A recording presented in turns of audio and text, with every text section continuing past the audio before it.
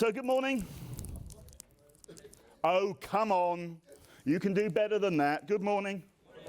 There, you see, you're there. I thought you'd disappeared for a minute. Right, so as you can see, Steve Furnell dropping technology all over the floor on demand and talking about cyber skills and what they look like, apparently. So first of all, just with that slide in mind, how many of you are working in or planning to work or wanting to work in cybersecurity? Good start for an audience at a cybersecurity event. Thank you for that. As you can see here from this data from Enterprise Strategy Group over recent years, there is a bit of a skills shortage, apparently. According to the respondents of the studies they've done, significant proportion are reporting that they've got a problematic shortage of cybersecurity skills in their organisation. You can see in the most recent results, more than half of the organisations are saying that. Not only is it a problem here in the UK, it's actually a global issue for us. So we've got, for example, Ernst & Young's Global Information Security Survey saying that a third of organisations are struggling with skill shortages. So in terms of dealing with their cybersecurity, that places it at the head of the game, ahead of things like budgetary constraints. ISC Squared, who's heard of ISC Squared? Okay, I'll orient you a little bit further as we go. ISC Squared is the International Information Systems Security Certification Consortium, if I remember rightly. I believe I do. And they do certifications such as CISP. Who's heard of CISP? There we are. More of you have heard of CISP than have heard of the organisation that provides it. So they found in their workforce study that 2/3 of organisations, by my maths, are reporting a skills shortage. And more than that, 51%, or moreover, 51% saying that it's putting their organisation at moderate or extreme risk as a result. So they are facing tangible problems. And their study also gives us a nice figure that we can bandy around and quote for the global skills shortage, 4.07 million. So what that tends to suggest is if you're wanting to work in cybersecurity, you ought to be able to find a job opportunity somewhere. So that's sort of good news for all of you that put your hands up. Okay, but to do this and to recognise this issue of skills, well, what are we actually short of? So what I've got here is a sort of rough and ready diagram that tries to sort of give a picture of the landscape of skills and qualifications and how they might be differentiated. Now, it's not to suggest that anything in the diagram is more important than anything else, but there is a difference in terms of the skills and the focus that you might get from, let's say, an academic degree compared to one of the industry or professional certifications, which can be, in some cases, quite specific to a role or even to a product or to a vendor. And so, it's not just a question of I've got a cybersecurity qualification or cert. What have you actually got and where does it fit in is the question.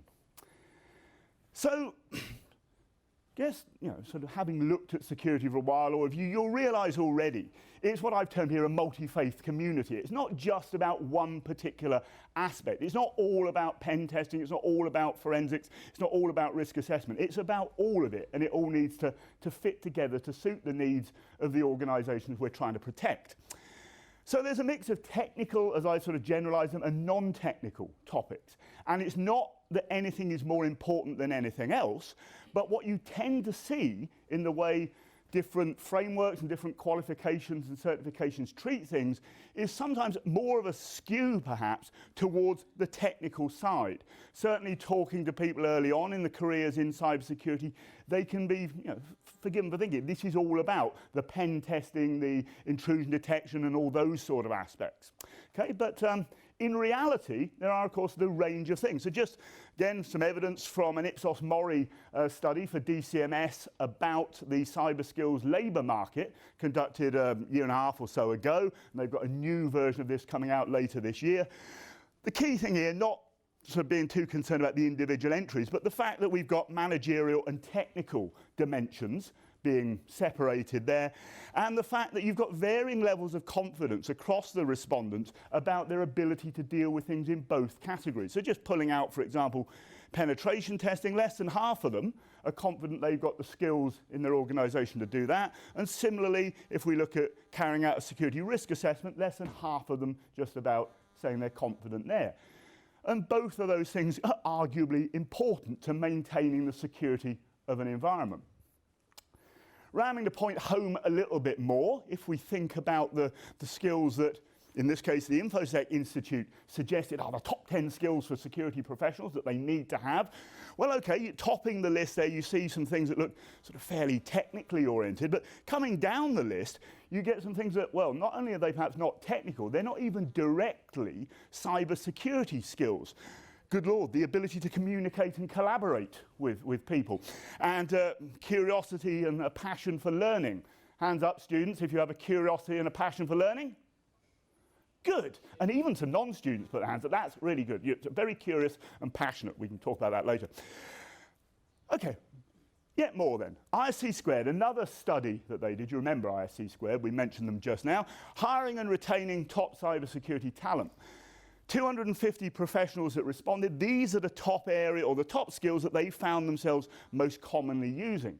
Now, what you can see from this is it's a different sort of topping the list. It's now things that seem to be the more non-technical perspectives, and perhaps this is affected by the nature of the respondents that were involved. These were senior professionals in management levels, for example, and so perhaps as they've gone on in their careers, these roles and these related skills have become more important. Technical skills, therefore, might dominate at the lower, more entry-level roles in cybersecurity, but to progress onwards, perhaps, you need to have this more holistic skill set.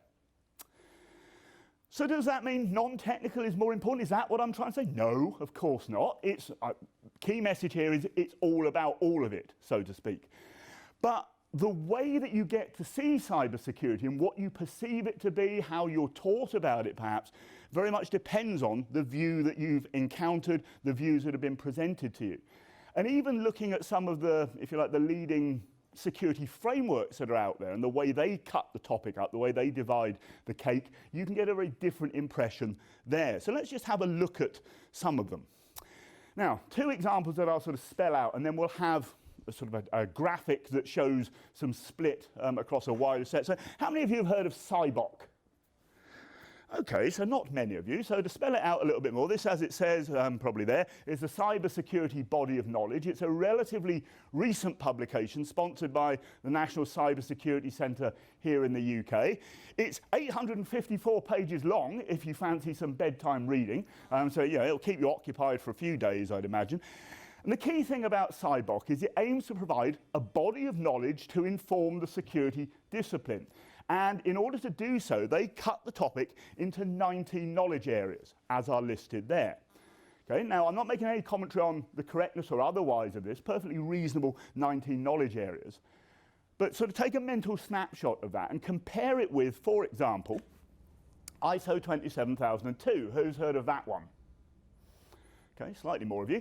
So this, for those who haven't, is the International Code of Practice for Information Security Controls. 14 clauses, so 14 top-level areas that they identify, and you can see how they've split it up. And it's quite a different split in some cases to the way CyBOK cuts it. Taking it a little bit further, and if we look across a set of different security frameworks, to use a generalized term as reference points, we've got the common body of knowledge from ISC Squared, which underpins their certifications. We've got our own SysEx skills framework, which we use to enable individuals to assess their capabilities and their level of skill. We've got something called CSEC, which is the Cybersecurity Curricular Guidelines, developed as a joint initiative between the ACM, the IEEE, the AIS, and IFIP. And if you don't know what those acronyms mean, you can Google them. We've got CyBOK, which I just mentioned, and ISO 27002. We've got the NICE Workforce Framework, the National Initiative on Cybersecurity Education, sponsored by NIST in the US. And we've got the National Security Agency in the US, their Cyber Academic Centers of Excellence for Cybersecurity, or I can't remember what the CAE actually stands for. You can Google that too. And what we've also got there is a couple of cuts of job openings mapped against the NICE framework to see where the centers of gravity are. Now, what you can see here, to make it nice and colourful, I've colour-coded it according to whether the top-level categories of topics are non-technically in the main, mixed technical and non-technical, predominantly technical, or even not cybersecurity specific. So you notice in the skills framework, there's one topic, our J skills, which is about leadership, communication, collaboration, etc., which isn't cybersecurity specific, but very much necessary to operate in the profession. Now, across that set, you can see some fairly significant variations in the balance of the top-level areas. Some are significantly more technically oriented, some significantly more non-technically oriented. Just to show a little bit more detail about, referring back to the two we already saw, how the color coding comes about. This is how I color coded their top-level topics. Okay, and if you look at the underlying controls in 27002, or you look at the description of the knowledge areas in SciBoc, you will say, okay, there will be overlaps. There will be some things that what I've coded as the technical things mention things that are not directly technical and vice versa. But on balance, in the main, that's how you might cut those and group them generically. So, which one's the right one? Is there a right one? Well, no, that's not the point. The point is these are different frames of reference, and you can get a different perception about what cybersecurity is and the skills it requires, depending on which one you've looked at, which one you're using as your reference point. So they've all been developed for, well, slightly different purposes. They're trying to do different things, but they're all there saying, here's the security discipline, here's how it breaks down, okay? Now, going back to what the industry actually needs, to quote a couple of employer quotes from studies that I've already mentioned, the ISACA State of Cybersecurity and Symantec study there. Well, I won't read the quotes, but you can see the point there that's being made is it's not just about having technical skills, it's about the ability to take those skills and relate them to the business context. So, being technical is great, but that isn't all you need in order to progress. So, all right. How does that then relate to the qualifications and the certifications we might be experiencing and seeing? So this next bit I thought was interesting. You might disagree. I looked at 10 MSc programs here in the UK, sort of across the piece. So from Russell Group and non-Russell Group universities, taking some that were NCSC certified degrees, some that weren't. The shared characteristic for all of them is their title is simply MSc Cybersecurity. So I've not taken any that are around cybersecurity and forensics or network security. They're all called the same thing, okay? Some of them have optional pathways, some of them have a fully mandated curricula. So I looked at the main core modules in them. I excluded the project from consideration because that, of course, could be anything you choose. So looking at the main modules, this is how they break down. And it's quite a significant difference here across the piece. I mean, particularly for example, Course 1 and Course 5, where you see no modules that seem to be explicitly about non-technical aspects of security, so risk management and governance and legal aspects and things of that nature. In fact, in Programme 5, what you see is actually half of the content isn't even explicitly about cybersecurity. It's more general software development, computer architectures, computer networking, etc. So somebody taking graduates from each of these courses, because all of the courses are named the same, and expecting these graduates perhaps to have a similar background, would probably be quite surprised, because, again, cybersecurity is different and is presented in different ways. So it's, again, not that any one of those has got it right and others have got it wrong, but you do need to know what you're getting, and you need to look under the hood and see, well, what's the content that the program or the certification offers, and as a student or as somebody taking the certification, is that what I need? And as an employer, is that what I want? Is that what we need to fill our skills gap? So we've got things like the NCSE certified degree programs that give a badge of quality and capability for the organisations delivering them, in terms of what the program is, who's delivering it, how it's assessed. But it still doesn't mean that all of those programs are the same thing in terms of content. In any case, going back to what employers actually want, and looking again at the ISC squared workforce study, well, actually, degrees are right at the bottom of the list. You know, it's not that they don't want them, but it's not the priority thing that the employers and recruiters are necessarily looking for. So nearer the top of the list, after the obligatory experience that everybody would like others to have, you've got cybersecurity certifications. So things like the CISP that I mentioned before. So let's have a look at what that might mean. So we've got, as you may or may not be aware, numerous providers out there of industry professional certifications. You see people with these various letters, post-nominals after their name. from various providers. So you've got people like CompTIA with Security Plus, EC Council with CH and other things.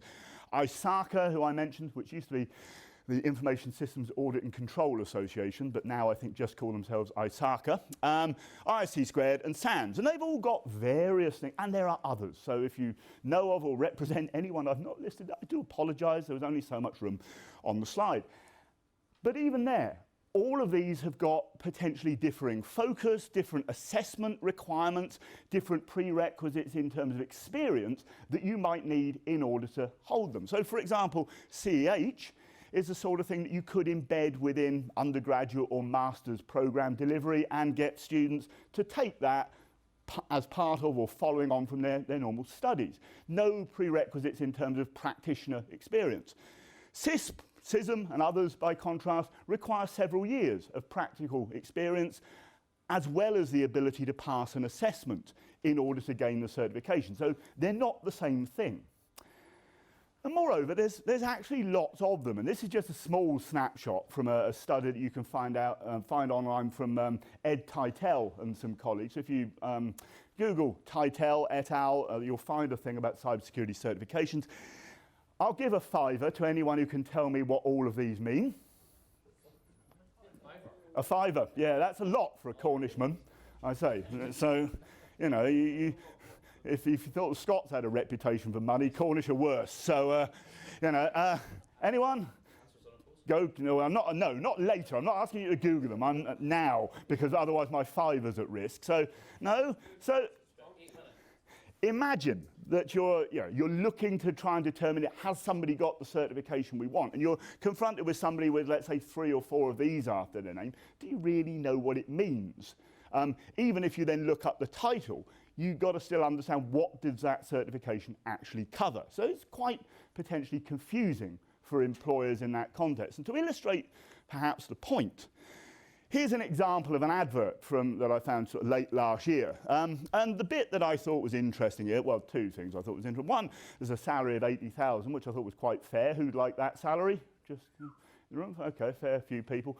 Obviously, the professors in the room kept their hands down because that's quite small, but, you know. What we've got here is an interesting little statement. So CEH, which I certified ethical hacker, which I said, you know, students could get without experience just from studying that topic. CISP requires 5 years experience, 4 years experience. CISM, similarly. GIAC, Global Information Assurance Certification, which is actually a whole series of about 45 different certifications, spanning things from pen testing to risk assessment to incident analysis, or equivalent. So all of those different things, or something equivalent to that. Do they really know what they want for that position?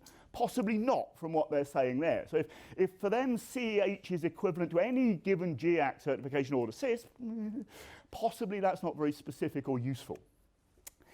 In practice, all things are not equal, as it says. You see far more demand for CISP than you see for the other certifications. Doesn't mean that CISP is the best, although it is a good one in terms of the breadth and the experience prerequisites. So somebody hiring somebody with a CISP will know they're experienced in something, but actually you won't know what they're experienced in without looking in more detail, because it can be in any 2 or more of the common body of knowledge areas that CISP covers.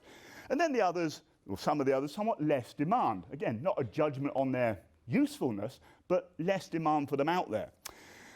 And this is sort of evidence here in this sort of thing showing supply and demand from the CyberSeek website in the US, looking at job vacancies relative to certification holders. So what we see here, for example, is CISP. There's quite a high demand for it, but relatively limited supply. So for every CISP holder, there might be 3 or 4 job openings that they could apply for. Whereas for CompTIA, or for the Security Plus certification, there's more supply than there is demand. Possibly because it's an easier one to get, and also because it's more entry level, perhaps fewer roles are specifically looking for it. A final bit then, looking at a very recent study published by, again, Ipsos Mori for DCMS, looking at the cyber sector itself, the organisations that we've got in the UK and the people working in it, and the perceived barriers for those cyber firms themselves in terms of growing. And what's at the top of the list? Candidates in the labour market, or lack of candidates, having the technical cyber skills that those companies need, so they can't find the people to hire. And then if we go down the list a little bit more, to here, then sort of further down, their existing employees lacking the technical skills, and then the non-technical skills, lacking in the market and lacking amongst their existing staff. So the skills issue is very much a concern for not only the wider industry, but also the cyber industry itself in trying to push things forward. So some concluding comments then. It's important to recognise that we need a breadth of skills, that cybersecurity isn't just about one thing or another. So if you're sitting there studying the topic and thinking where you want to go, recognise that there are all these different routes available and different progression pathways accordingly. Actual way to recruit is to look at the talent that's out there and what they hold, as not to say that that is the source of their expertise, but to signify what somebody has got. But you need to understand what the qualifications and certifications really mean. We certainly don't want to take a siloed approach and put all of our resources into one particular area, because that's going to mean we're going to overlook something. But we need also to get the skills that we've got integrated and working together. But equally, and probably still good news for you lot in terms of actually going out there and finding a role in the industry, skills are still in short supply. So the market is looking for more people to take on. Okay, and just to flag up, this is the cybersecurity sector analysis one. Just for reference, there's a URL, but if you Google that term, you'll find, I keep saying Google, other search engines are available, just rarely used. And here's a paper coming out later this month that is from myself and colleague Matt Bishop at University of California, Davis, in which the little charts and stuff that I showed came from as well. And other than that, and without Rich having to hold up a time up sign, I'm finished and, yeah, all right, stop, he says now. Able to take questions if Rich allows it. Thank you. Excellent. So yeah, I think you'll agree that's quite eye-opening, especially when you're looking at the degrees and what the different skill sets and things, how they align to the frameworks. So we've got a couple of minutes. Any quick questions for Steve? Yes. Sorry? Wait for the microphone. There we are. I dispute the skills gap existing. Okay, elaborate. There is an issue with HR and getting the CVs of the appropriate people to the hiring manager, and the understanding of those people for the people that could do the job. So I think that's actually a good point in the sense.